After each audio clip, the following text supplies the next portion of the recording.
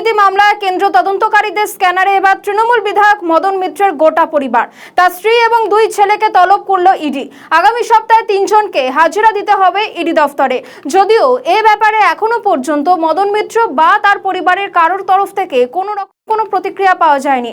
পুরো নিয়োগ দুর্নীতি মামলায় ধৃত প্রাক্তন মন্ত্রী সুজিত বসুকে জেরার সূত্রে মদন মিত্রের গোটা পরিবারের কথা জানতে পেরেছে ইডির আধিকারিকরা। তৃণমূল আমলের শিক্ষা দফতরে নিয়োগে ব্যাপক দুর্নীতির বিষয়টি সামনে আসার পর পুরসভাতেও একই অভিযোগ ওঠে। রাজ্যের বহু পুরসভায় বেআইনিভাবে নিয়োগের অভিযোগ সামনে এসেছে। তৃণমূলে পরপর শিবির বদলের মধ্যেই এবার মদন মিত্রকে নিয়ে বাড়ছে আরো জল্পনা। ঠিক কী কারণে বাড়ছে জল্পনা? কারণ ঋতব্রত শিবিরে মদন মিত্র যেতে পারেন এমনটাই কিন্তু সূত্র মারফত খবর পাওয়া যাচ্ছে। গতকাল স্বর্ণকমল এবং সন্দীপন সাহাদের তারাতলার বাড়িতে কামারহাটি বিধায়ক মদন মিত্র গিয়েছিলেন। মদন মিত্র সেখানে পৌঁছলেও বাড়িতে ছিলেন না সন্দীপন সাহারা, তবে ফোনে তাদের মধ্যে কথা হয়েছে বলে এমনটাই সূত্র মারফত খবর। স্বাভাবিকভাবেই এই খবর যখন সোশ্যাল মিডিয়ায় ছড়িয়ে পড়েছেন তখন একেবারে তুমুল জল্পনা শুরু হয়েছে। তাহলে কি এবার মদন মিত্র ঋতব্রত বন্দ্যোপাধ্যায় শিবিরে যোগ দেবেন?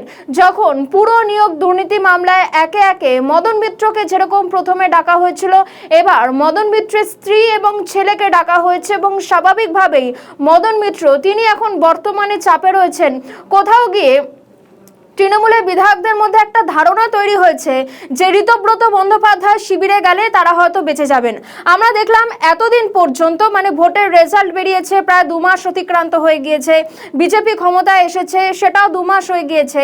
এতদিন পর্যন্ত মদন মিত্র তিনি ঋতব্রত বন্দ্যোপাধ্যায়ের যে শিবির, সেই শিবিরে কোনো রকম যোগাযোগ করেনি। আমরা বারংবার দেখেছি ভোটে তৃণমূল হেরে যাওয়ার পর যখন ঋতব্রত বন্দ্যোপাধ্যায় নব্য তৃণমূলের জন্ম দিল, সেই সময় ঋতব্রত বন্দ্যোপাধ্যায় সহ সন্দীপন সাহাদেরকে আক্রমণ করেছেন মদন মিত্র।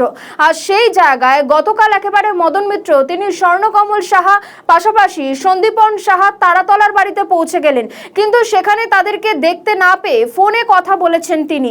কিন্তু কি কথা হয়েছে সেটা এখনো পর্যন্ত স্পষ্ট নয়, কিন্তু রাজনৈতিক মহল যে কথা বলছে এবার মদন মিত্র হয়তো ঋতব্রত বন্দ্যোপাধ্যায় শিবিরে চলে যাবেন। কারণ পুরো নিয়োগ দুর্নীতি মামলায় তার স্ত্রী এবং ছেলেকে ইতিমধ্যেই ইডির আধিকারিকরা আগামী সপ্তাহে হাজিরা দেওয়ার কথা বলেছে। এখন দেখার মদন মিত্রের পরিবারের লোকেরা তারা যাবেন কিনা ইডি দফতরে। পাশাপাশি এই মদন মিত্র তিনিও কিন্তু এই বিষয়ে এখনো পর্যন্ত কোনো রকম মুখ খোলেননি।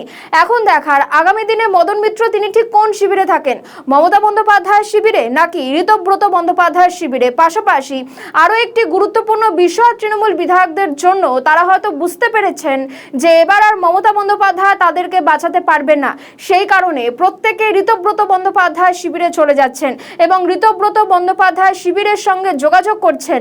আমরা দেখলাম শনিবার দিনকে নির্মল ঘোষ তিনিও ঋতব্রত বন্দ্যোপাধ্যায় শিবিরে গিয়েছিলেন।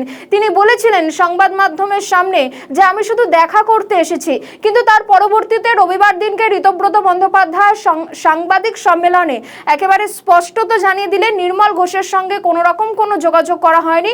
নির্মল ঘোষ তিনি কেন এসেছিলেন সেই বিষয়ে আমরা কিছুই জানি না, নির্মল ঘোষের থেকে আমরা দূরত্ব বজায় রাখছি, এ কথা বলেছিলেন ঋতব্রত বন্দ্যোপাধ্যায়। এবার ঋতব্রত বন্দ্যোপাধ্যায় শিবির মদন মিত্রকে নেবে নাকি নেবে না সেদিকেও কিন্তু তাকিয়ে রয়েছে রাজনৈতিক মহল।